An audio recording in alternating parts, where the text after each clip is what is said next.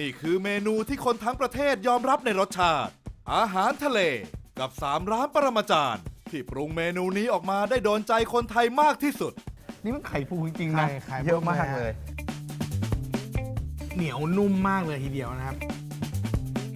มันจัดจ้านเหมือนแม่ทำให้กินเลยก่อนจะแวะคุยเคล็ดลับเมนูพรีเมียมจากเชฟ5ดาวแบบอินไซต์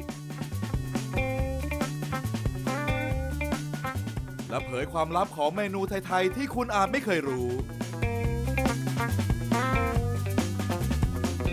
ไม่ว่าเมนูโปรดของคุณจะอยู่ตรงไหนเรารวมที่สุดไว้แล้วที่นี่ TrueYou ชวนชิมกับเชลรายการจัดสุดยอดอันดับอาหารที่คุณคือผู้กำหนดวันเสาร์บ่ายโมงทางช่อง TrueYou